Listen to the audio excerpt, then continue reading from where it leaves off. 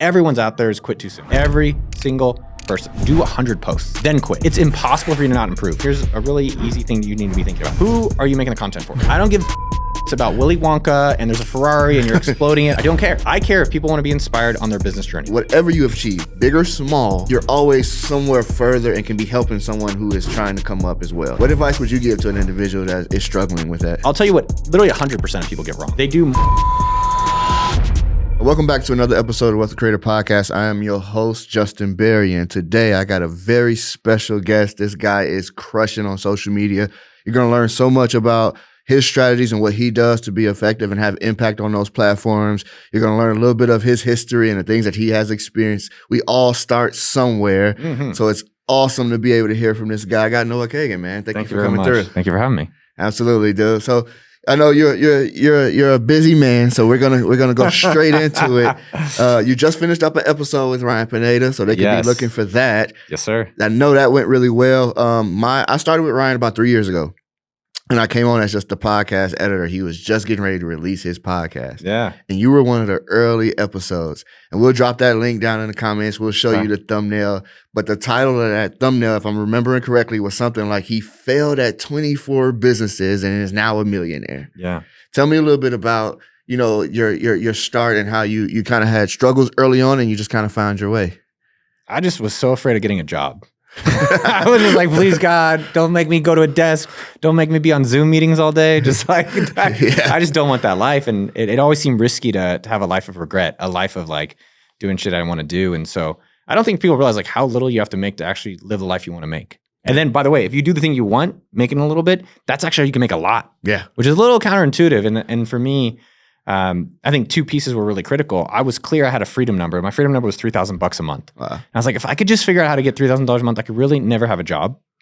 And the second part is all along the way, I just was always talking about it publicly. Okay. I was talking about my failures, which people actually liked when I failed. People were like, yeah, like hearing that part. And this is, just with a small audience. Yeah. And I was always engaging with them. I was always replying to the comments. I'm always replying to emails. And I still, to this day, reply to most of those things. And so those things in parallel, where I was like, I just need to get this $3,000 freedom number. I want to keep talking about it publicly because I like teaching. I like attention. I like who I get to meet by being public. It's just something I stuck with to eventually now. It's like, I feel I truly feel blessed and lucky to where I am today. Yeah. And I mean, I want my audience to understand who's sitting before me, right? Like you've worked for Intel. You've worked for Facebook. Yeah. You've worked, number 30. Number 30 at Facebook. I remember that. Number 30 employee at Facebook. You've worked for Mint. Yeah, I helped build Mint.com. See, like these are all like this is a legit business savvy but he can speak on his failures. I think that the impact, especially when creating content and getting vulnerable and showing your failures as well as your wins is more powerful than really you just always showing when you achieve something or always winning. Yeah, I think that's a red flag, man. Big red flag is like you go on social media and I see the guy, and these guys hit me up like they got a Ferrari. I was like, bro, I have a 2004 Miata and I'm definitely richer than you. And so that's definitely red flag material out there. And, today I run AppSumo.com. It's number one site online for software deals for entrepreneurs. Yeah. We do $80 million a year. Like and so it's been, be careful who you listen to. But for me, I've been around Zuckerberg. I've been at Bill Gates' house hanging out with him. Like I'm around like legit people and I've been doing things for a long time and I've enjoyed teaching it. And what's been interesting is when you're creating content specifically out there, what's your unique thing? Guess what? You'll never be Noah Kagan. I'm still working on being Noah Kagan. Right. Like you won't be Justin. Justin's Justin. And so figuring out what is the unique message that like if I change profile pictures, if I change mine and Justin's, like people be like, no, that's not Justin. Yeah. So what's your unique message that's you out there that you're saying over and over again? Yeah. So what advice do you give someone that's struggling to figure that out? Right. Like I get, that's a question that we often get in the Wealthy Creator program is like, I feel kind of like an imposter because I don't feel like an authority in what I'm doing. Yeah. My advice is always like, look, whatever you achieve, big or small, you're always somewhere further and can be helping someone who is trying to come up as well. Yeah. Right. So your message is already there. You just aren't sharing it. Yeah. What advice would you give to an individual that is struggling with that? Yeah, a few things. We're now done with the certificate generation. Right. My brother's a doctor, right? And he's like, these people on YouTube make way more than me, like 10 times. This guy has $300,000 in debt. He went to school for 10 years, and there's people that are living a non-certificate life because you don't need permission anymore. Yeah, And so what gives these people permission, right? And how you get permission is very simple. You do impact. And then, well, what's impact? You get someone a result. And so as I put together, let me give you an example. I have started 7 businesses that have made at least $1 million or beyond. And now today I run an $80 million a year business. I still wonder, can I teach other people? Am I okay CEO? Am I going to be okay out here? And I had self-doubt. It never really goes away. Yeah. So what did I do? I had a guy live at my house. And I was like, let's go through the book and see if I can actually help you. And I helped him. Wow. And he got a business going. And I was like, oh, I can do this. Yeah. And you do that over and over again. One, people trust you, people believe in you. And that's how you can build up your confidence. That's how you can build up your authority, by giving impact. Now, the other thing I would say that's really important about it is that when you're starting out, you don't know shit. Great, talk about that. And what I found helpful for me, specifically with content creating, is the law of 100. So do 100 posts, then quit. That's good. Do 100 posts, law of 100, and then you quit. And everyone's out there has quit too soon. Right. Every single person. And so by committing to 100 of them, it's impossible for you to not improve. Like, I'm sure your first podcast is different than your today podcast. The first iPod is different than today's iPhone 15. Yeah. My first YouTube channel, if you go to my first YouTube video, it's me shirtless, sweaty. I just got off the bicycle. I'm a huge cyclist. Yeah. And it was me talking about how I like keeping a lot of cash. And this was 3 years ago. Yeah.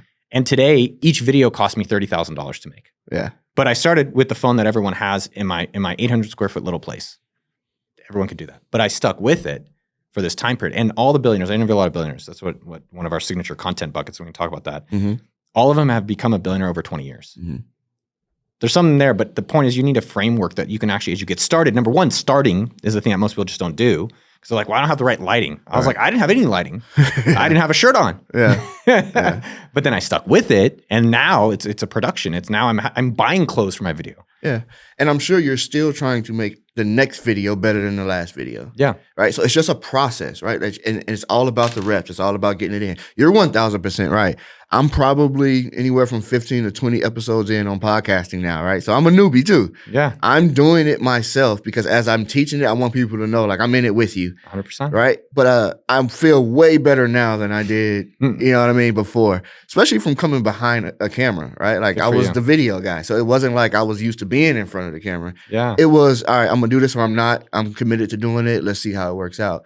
But I get better every single time that I do it. Good for you, man. And the awesome part about it, right? Like, is that I remember 2 years ago when, you know why you stuck out to me, why I can remember, is because right after you finished the podcast, just out of nowhere, we were getting ready to set up and Ryan had went to the restroom or something like he always does. And I turned around as I was getting ready to move a light stand, and you were doing push-ups. And you were the first person that just broke out in push-ups out of nowhere in the middle of a podcast set. And by the way, for context, that set didn't have much room to move around in, right? So I just had to wait till you were done doing your push-ups before I could move. But that moment was like, this guy takes his health serious. He's really about business. It made me remember who Noah was from day one. So it's just awesome little moments cool, like that. Wow. I would say on that point is people like, well, I need a gym. That's what most people say. Well, I don't have my gym clothes on. Yeah. You can get on the floor and do push-ups. Right there. And so that's an important part. And I'd say the other thing about getting better is, one, starting is the hard part. So, what I always think is now, not how. Don't worry you don't have a gym. Do the push-up there. Don't worry you don't have highlighting. Just record on your phone. And it's been interesting with my podcast and with my YouTube channel, the way you get better is you look at your work and you ask for feedback. So for me with my podcast, I did a lot of my early editing. And I noticed, I was like, wow, you ask questions and you don't wait for people. It's like, oh, okay. Or I'd ask questions and I get shitty answers because I would notice that I zone out. Okay, now as I keep looking at my own material and I edit my material, as I do future things, I can get better. And the second thing is everyone can get feedback.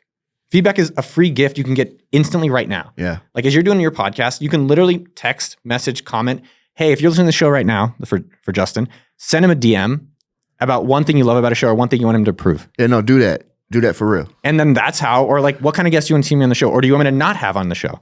Maybe you want more Noah Kagan, maybe you want less. And your audience can help you guide you and make you a better person, as well as your significant others or business coaches or whomever. Yeah. That's where the majority of my questions come from.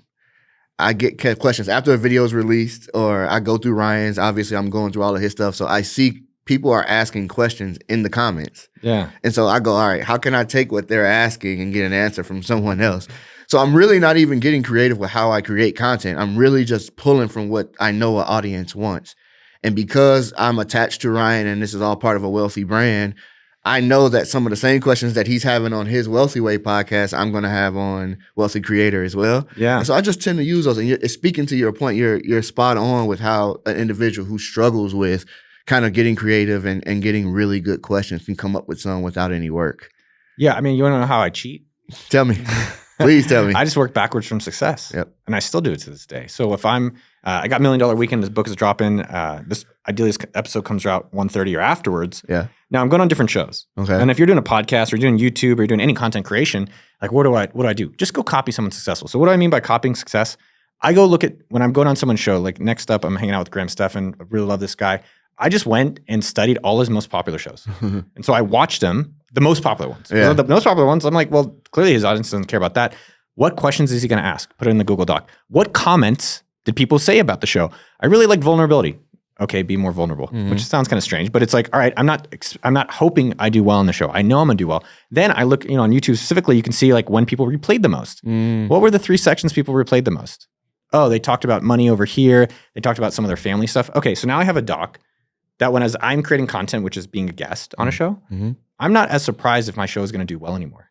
And that's the same thing whether you're creating a podcast by yourself. Yeah. Go look at other people's shows that are the most popular or have the most comments or have a lot of reviews and then see how you can replicate that and then innovate it. Free game, y'all. Free game from Noah Kagan. I mean, and again, you got 1 million subscribers on YouTube. Yeah. Wow. You do millions of views, right? Like these are all part of like, you're not just going out and winging it and making videos, right? And it's just happened to work. There's an understanding behind what you're doing. But going back before we even move on to that, because I do want to get into your channel and what you're doing over there. But I noticed that you're not podcasting anymore. At least they're not on that channel. I'm podcasting every week. But not on that channel. No, right? It's focused. Tell me, okay, so yeah, and I want to get into that because I don't know if you've noticed even with Ryan's channel, we had a separate channel where we were doing podcasts. Yeah. And then we decided to move from that channel because he wanted to go all in on just podcasting to the main channel. And we were kind of, concerned at first. We weren't sure about should we make this shift and how well does this shift, work as far as going from one channel to another and those audiences moving. But it did work. Right? It ended up working out. But you have separated the two. And you're running it, kind of separately now. For your podcast specifically, is that something that you enjoy doing? Is it something that you just know you have to do as a creator growing? Yeah. What's your thoughts behind podcasting right now in general? Well, for me, number one, I get to do what I want, and it's not because I'm so rich. I just started. That's part of it. It definitely makes it a lot easier, but it's like, what do I actually want to do? Like, I'll do my podcast if no one listens. It's literally the easiest business card. I get to meet my idols. I get to learn for free from people that I admire in all these different facets for free. Yeah. And so I like doing businesses that solve my own problems. So for me, creating content is something I just have always loved. I'm not being forced to do it. Now, I'll tell you what literally 100% of people get wrong. 100%, especially with content creation. They do more than one channel. They start with more than one channel. And even with their one channel, they're like, I'm going to do a long form and a podcast form, and I'm going to do a podcast form and then a shorts form. It's like, you haven't even won one. Yeah. And so when I started out 3 years ago, really hardcore about this and being like, I like this stuff. I'm going to try to take it a little more seriously. I did all of them. I did Instagram. I did TikTok. I did LinkedIn. I did Twitter. I did blogging, email, and YouTube, and the podcast. Did it all. And if you want to lose, just do that. The billionaires I've interviewed around 10, and I've worked with billionaires. I worked for Zuckerberg directly, Dustin Moskovitz, a lot of billionaires. Yeah. All of them get rich in one way. But everybody wants passive income and diversification. That's not what they're doing. So the same thing goes with your content creation. Focus on what's actually working. So for example, with our videos, we put out 2 a month because we found our strategy is put 2 high production videos out.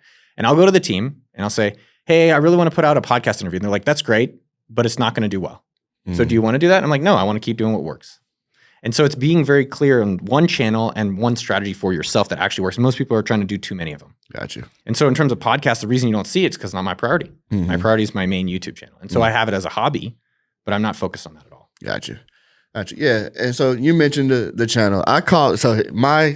this is how I look at a channel like yours. Yeah. Because I've seen other channels similar where they are doing that type of content, whether it's Ask Millionaire. I call it the Ask Millionaire channel, right? It's now become a trend that we got started. Oh, yeah. Oh, yeah. People have saw what worked for you. And like, I mean, down to the thumbnails. It's the exact same thing. They copied every thumbnail we did. Yeah. Right? They copied the videos. Yeah. And I'm not mad at it. In all honesty, like, I don't get mad at that because I'm like, all right, if something's working, you're teaching people to do what's working. Now, going to the exact thumbnail and just replacing the face on it is crazy. But I do understand why people take the concept and try to go recreate and make it, right? Like, I understand that. Yeah.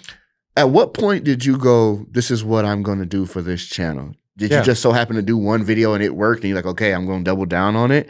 Or was this like, this is something that you kind of had planned and were like, I bet you this would work? So my main business, appsumo.com, this is my business models. I like making content and it brings awareness to my company, but my work is a software marketplace for entrepreneurs called appsumo.com. So we do test and invest. Mm-hmm. Test a lot of things out. Do the law of 100, test different content. So what was crazy is that our initial strategy, I was copying other people. Like, all right, here's 9 ways you're poor. Here's 13,000 books I read that suck. Like there's just these like standard templatized, and it's great. At least get going. Yeah. And we were doing 3 videos a week for the year. That was part of our commitment. And literally at the 148th video, we were like, man, our goal, and I think everyone, you need a very clear goal. Mm-hmm. What is your goal? Where's your destination? With a time. Mm-hmm. Can't have a goal without a time. My goal is to get we were at, I think, about 170,000 subs to get to 250. And we had about 40 days left. And we're like, we have only a few more videos and this is not working. All right. We're not even, there's nowhere close we're going to get there. And the reality was like, we got to try something different. And so we saw that someone did it, but you could tell it was faked. Like when you knock on someone's door that doesn't know you, they are not nice to you. Yeah. Like probably 70% of the time. Yeah. So when everyone's like opening the door for this person and they're like, oh, it's you. Yeah. It's their friend. Right. It's someone that knows them. It's a lie. It's fake. When I did it, everyone rejected me, but we tried something at a 180. And so what we do at AppSumo, and this is what I do in our channel and what I recommend for others, is test and invest, commit to the law 100 and test and invest. And then once you find the test that works, then invest. Mm-hmm. Most people do it the opposite. So then you can see once that video banged, it was our first banger video, about 1 million views. Now it's beyond that. Every video was that. Yeah. And so but here's what most people do. Everyone knows that. Like, okay, yeah, I'll find my one video. Then they don't keep doing it. Right. We kept doing it over and over and over and over again. And then we didn't try a bunch of new other types of videos. Yeah. We tested other content, like very lightly. We're like, all right, maybe we can put out lighter things where let's focus on the ones that work, but let's test this. So we tested one video called Asking 80-Year-Old Millionaires If They Have Regret. And our content, and again, when you're creating content, here's a really easy thing that you need to be thinking about. Who are you making the content for? Mm-hmm. And that's a dumbass thing. Everyone knows it. But I don't give 2 about balls and houses. I don't give it's about Willy Wonka and there's a Ferrari and you're exploding it. I do not care. I don't care. I care if people want to be inspired on their business journey, and I call them an underdog. That is my audience. That's good. All of my content, if you watch every single video, it is to inspire and help an underdog. I don't give you crypto advice. I say, hey, if you made some money, here's exactly my portfolio. I'll show you that. Mm-hmm. But I'm not making a lot of personal finance advice. That's not what I'm interested in. I'm helping people inspire on business. And so all of our content is around that. And so we tested this video about 80-year-old rich people and asking them how they got rich and do you regret it? And that video just crushed. Yeah. That video just crushed. And it was like, all right, we're going to double down on that. So in your content, really what you're aiming for is what's a bucket? And people have heard this shit, but I don't think people figure out how to get there. Yeah, they don't understand. And to get there, you try things, you copy others, and you innovate to yourself. And so we found literally just 2 buckets: asking millionaires on the streets or at private airports and so forth, and first-class passengers. And then, for us, it was asking older people, but then it was really just asking super rich people. Right. Do you have regrets, and how did you get to this super rich place? Now, what you said was really fascinating. As you get going, I'm getting copied all the time, which is frustrating because I think it frustrates me, and I'll be candid, because they are like, hey, I'm asking millionaires, and they're claiming to be rich as well. Right. They're like, oh, I'm a rich person. I have drop shipping. I have this. It's like, well, why are you selling a course if you're so rich? Yeah. If they are selling you a course and that's how they make their money, then red flag. Yeah. And so as you get going, you do have to think about what is my unfair advantage that no one else can copy. Mm-hmm. No one else can copy that they were early at Facebook, which is now $1 trillion business. Yeah. No one else can copy being a part of AppSumo. No one else can copy some of the access in my network I have. Okay, so maybe I don't do as many of these street interviews that anyone can copy, and I think about where can I play in my own game, in my own field. Right. Yeah, there's a video, and you can tell me if this applies. I can't even remember how long ago I saw this video of yours. It's been a while. Wow, okay. And again, I'm in tune with what everybody that comes through here is doing. I like to keep up just because that's part of my responsibility with Ryan, right? Like if Noah's doing something crazy over there, then Ryan, we got to figure out how to tap in with Noah, right? Yeah. Like that's how my brain works. But there was a video where you were, I think, kind of like either in the parking lot or in the area around a private airport. Yeah. And the goal was for you to talk to somebody that was flying private, possibly fly with them. Yes. The beginning of the video is great, obviously. Production of it was great because you got turned down a few times. You got kicked off the property, I think, one time or something like that. But you ended up getting on that jet with a guy who came back after passing you to do it. Awesome video, bro. Like the video was great, right? The concept was good. The production was great on it. And just overall, it was captivating because I kept trying to wait and see if he was going to get on the jet. Yeah. Tell me, though, is that what you mean by like playing in your field? Because I don't think if I waited out there, I would be able to get on someone's jet, right? I think that, one, there's a certain conversation that you can have with an individual of that caliber that I wouldn't yet be able to have that will gain trust in that manner, right? So it does allow you to kind of play in areas that maybe necessarily, like you talked about, the people on the street wouldn't be able to do. Yeah. Does that kind of apply? Is that what you're referring to when you're saying like I'm playing more in my lane now of Okay. Yeah, I mean, I think what I would think about this is when we look at a content in general, and this is most people, 99% of people get this wrong. We spend this is the most interesting part. We spend all of our time, what's the topic? Mm-hmm. That an underdog would actually they would stop what they're doing, be like, no way, I got to see that. Yeah. And we spend almost all of our time thinking about the idea. Gotcha. Most people are like, and if you're just getting started, don't worry about that. Just get started. Yeah. But as you get going, we did knocking on doors, and we're like, okay, and let's do another knocking on doors. So I did LA knocking on doors, and then I did Newport Beach knocking on doors. Mm-hmm. And then it's like, okay, well, let's do streets. Mm-hmm. Then I did Monaco, and then it's like, okay, and as you're doing it, you're like, what's the next level that's harder for others to just copy? Mm-hmm. And so as we spin it, every month we do 2 videos. That's every month we have 1,000 ideas. Gotcha. 1,000, and only 2 get made. Yeah. And so most people are just kind of doing the first one, which especially in the beginning, that's fine. But as you want to keep elevating yourself and elevating your brand and your messages and so forth, it's, how are you pushing it a little bit further and doing things that, honestly, I don't know how many people want to. I stood outside an airport for 2 full days, right, to make a 12-minute video, right? And most people either don't have the money, which it didn't cost any money, which is actually kind of crazy. It didn't cost me anything. Mm-hmm. I did, I paid Isaac the videographer, but you can get your friend to film for you, right? But most people aren't willing to go that far. Most people are not willing to spend $5,000 on a first class ticket, which is another video I did, where I just asked people in the flight, like, hey, what do you do for a living? Yeah. The airline says like, yo, I've never seen anyone ever ask that in 30 years. I've never seen anyone film like you did. Yeah. And, and I tell myself that because the rejection in these things that we're doing in these videos, it's not like I'm fearless. I'm afraid. And I have a lot of anxiety. Yeah. Like that month before that private jet video, I'm like, don't want to do this video. Aren't I already a multimillionaire? Like, why do I care about these views? And what I recognize is, one, I do feel proud of myself every time I do it. Mm-hmm, mm-hmm. I do feel really proud. Yeah. I'm like, wow, you did something hard, and that's available for everyone. But it's being really specific to your topics, doing it, and then keep it every time. Like, how do I keep getting a little better? And that's the beauty of Law of 100. Do it, get started, each time a little bit better. I like that, Law of 100. So let's go into a little bit about the back end of the process. Yeah. So you spoke on how much time is spent on the idea. How many people are on your team that you're working with and as helping you collaborate to get this successful video? Yeah, man. What's crazy, because I looked at the cost and the investment, I would say, more than a cost. That was going to be my next question. Yeah, the investment of it, I spend about $500,000 a year on the team. Okay. And I lose about $250,000, but it's an investment. I do think long-term it builds the brand. It'll help with the book, and it'll help with other things in the future. I'm not sure exactly what it'll even do, but I know that it will be worth it one day. Gotcha. Now, in terms of the team, this is the crazy part I looked at as well. I spend probably 5% of my week doing YouTube. Okay. And I have a top YouTube channel, which is pretty crazy. It's great. And so taking a step back there, it's not because I had a ton of money and I had some advantage to begin with. And again, that's so important for everyone out there. My phone, shirtless, sweaty. It's not a video people really want to watch. I'll be that. But I got going, did that video, did other videos, kept going. Okay, finally, it's not right. Let me try this other way. Yeah. Now, in terms of the team, I'm running an $80 million business, which is a full-time job. And I'm trying to write a best-selling book, which is also a full-time job. Yeah. And I'm also trying to be a good partner to my girlfriend, which is not a full-time job, but I'm trying to be present with that. Yeah.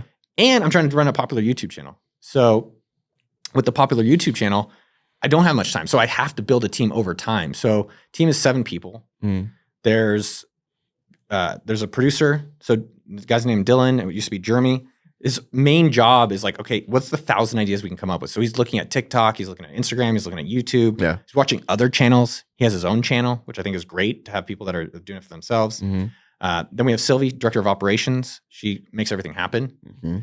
Then there's a thumbnail. It's pretty standard kind of like team structure nowadays. But if you think about it, if you're trying to be successful, you have to be professional. Right. And look at professional TV shows, right? A professional TV show, they have like Seinfeld. How many writers wrote a Seinfeld episode? Right. Like you can read books. Episode. One episode or The Simpsons or people think Drake doesn't write his songs.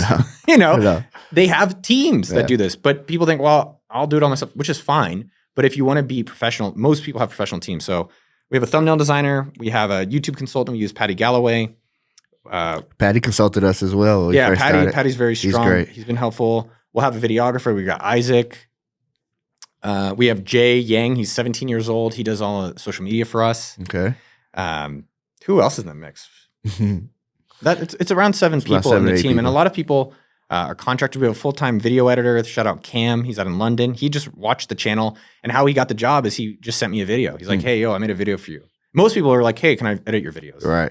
And so go do something for free. Like Jeremy, who ran the channel for 3 years. He's the one that helped take it from like 100 to 1 million. He just said, hey, I like your Instagram, but it sucks. Like, here's some Instagram posts you should do. And he just sent them to me. Just like that. And then that turned into a 6-figure working together. And now he's running his own 6-figure agency. Awesome. If not beyond. It might be getting to 7 figures by the time this comes out. Yeah.